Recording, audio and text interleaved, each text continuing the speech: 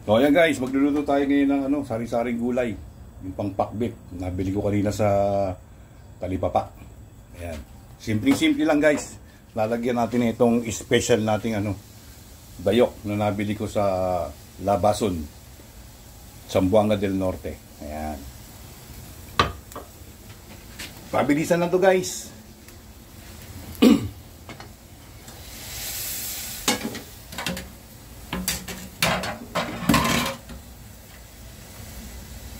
Special na gulay to, mabilisang gulay lang to.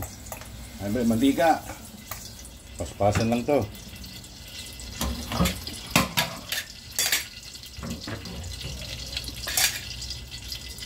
Kaya natin sibuyas. Mabilisan lang to talaga guys. Kamatis. At bawang. Halo-halo na yun dyan.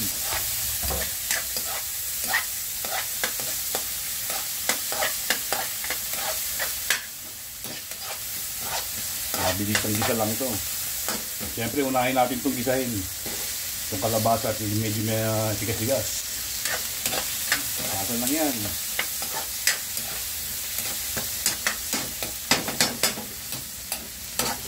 Tap. Siyempre sunod natin itong iba pang gulay. Yan.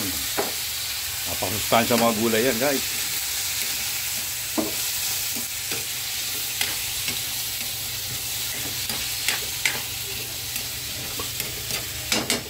Gisahin lang natin at tatakpan natin saglit.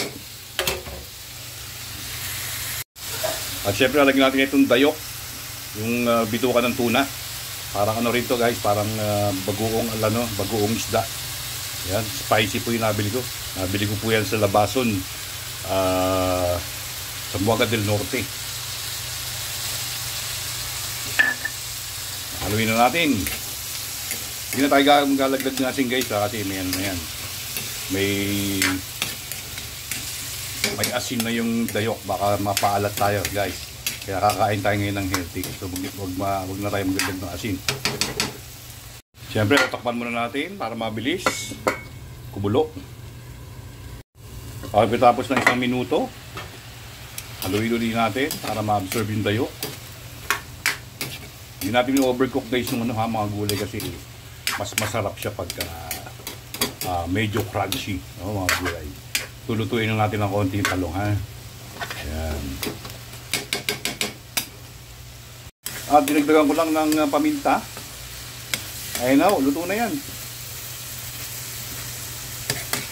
Okay, takpan ulit natin siguro ng 1 minuto pa ulit, no, para mambot yung kalabasa. Ayan guys, luto na yung ating sari-saring gulay o pampakpit na gulay. Nagyan ko lang ng dayok, yung bituka ng tuna. Ayan. Para na rin bagoong yan. Parang bagoong isda na rin yan. Ayan guys, that's it. Bye!